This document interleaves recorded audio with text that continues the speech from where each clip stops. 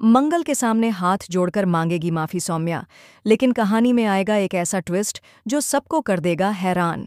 जब सौम्या को मंगल का सच पता चलेगा तो उसका पूरा आत्मविश्वास चकनाचूर हो जाएगा। जिसे वह अब तक एक आम लड़की समझती थी, वही मंगल अब पहला स्वाद नाम की मल्टीनेशनल कंपनी की मालकिन बन चुकी है। यह खुलासा तब होगा जब आदित्य उससे कहेगा, सौम्या, मैं जिस ऑफिस में काम करता हूँ उसकी बॉस मंगल है। वही मंगल जिसे तुमने नीचा दिखाने की कसम खाई थी। ये सुनते ही सौम्या की रूह कांप उठेगी। वह यकीन नहीं कर पाएगी कि जिससे वह हमेशा जलती रही वही अब उस पर राज कर रही है। उसकी हालत ऐसी हो जाएगी मानो जमीन उसके पैरों के नीचे से खिसक गई हो। डर इतना हावी हो जाएगा कि वह सोचने लगेगी, कहीं मंगल अब अपनी ताकत का इस्तेमाल करके उसकी जिंदगी तबाह न कर दे। और डर सिर्फ यहीं तक नहीं रहेगा। एक रात सौम्या को एक खौफनाक सपना आएगा। मंगल उसे एक एक कर थप्पड़ मार रही है। उसकी सारी साजिशें उजागर हो रही हैं और पुलिस उसे उसके बाबूजी की मौत और कई काले कारनामों के लिए अरेस्ट कर रही है। कोर्ट में केस चल रहा है और जज कह रहा है, सौम्या, तुम्हारे अपराध इतने गहरे हैं कि तुम्हें माफी का हक ही नहीं है। सपना इतना डरावना होगा कि सौम्या सुबह उठते ही फैसला कर लेगी, उसे अब मंगल से माफी मांगनी ही पड़ेगी। और फिर आता है वो सीन। सौम्या हाथ जोड़कर मंगल के पास जाती है और कहती है, मंगल, प्लीज मुझे माफ कर दो, मुझसे बहुत बड़ी गलती हो गई। उसकी आंखों में आंसू होते हैं, लेकिन मंगल के चेहरे पर एक शिकन तक नहीं।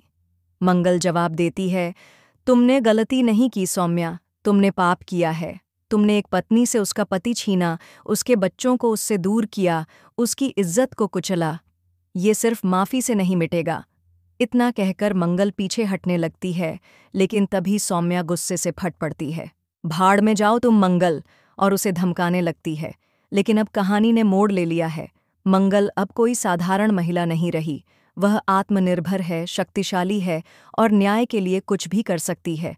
वह पलटकर एक करारा थप्पड़ सौम्या को मारती है और कहती है, भाड़ में नहीं जाऊंगी सौम्या जी, अब मैं तुम्हें ही भाड़ में लेकर जाऊंगी और तुम्हारे मासूम बच्चों को तुम्हारे जैसी औरत से बचाऊंगी। और अब आता है कहानी का सबसे बड़ा ट्विस्ट, जो किसी ने नहीं सोचा था। जब कोर्ट में बच्चों की कस्टडी पर केस चलता है तो सभी को लगता है कि एक बच्चा सौम्या के पास रहेगा और एक मंगल के पास। लेकिन ऐन मौके पर जज कोर्ट में एक डीएनए रिपोर्ट पढ़ता है और कहता है, इस रिपोर्ट के अनुसार ईशाना की जैविक मां सौम्या नहीं बल्कि मंगल है। पूरा कोर्ट हक्का बक्का रह जाता है। आदित्य भी ये सुनकर चौंक जाता है।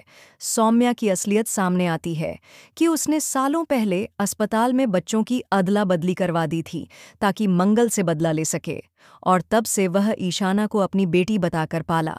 मंगल के आंसू छलक पड़ते हैं, लेकिन इस बार खुशी के। वह कोर्ट से कहती है, मैं अपनी बेटी को वापस चाहती हूँ। आज तक मैं सिर्फ उसकी रक्षा कर रही थी, लेकिन अब मैं उसे अपनाना चाहती हूँ, पूरे हक के साथ। अब कहानी सिर्फ बदले की नहीं, बल्कि माँ के अधिकार और एक महिला की जीत की कहानी बन गई है। तो क्या सौम्या को उसकी सजा मिलेगी? क्या मंगल अपनी बेटी को वापस पा सकेगी? क्या आदित्य को भी अब सच्चाई का पछतावा होगा? जानने के लिए देखते रहिए मंगल लक्ष्मी। और अगर आपको ये ट्विस्ट पसंद आया तो वीडियो को लाइक और शेयर ज़रूर करें और कमेंट करके बताइए, क्या आपने ऐसा ट्विस्ट सोचा था?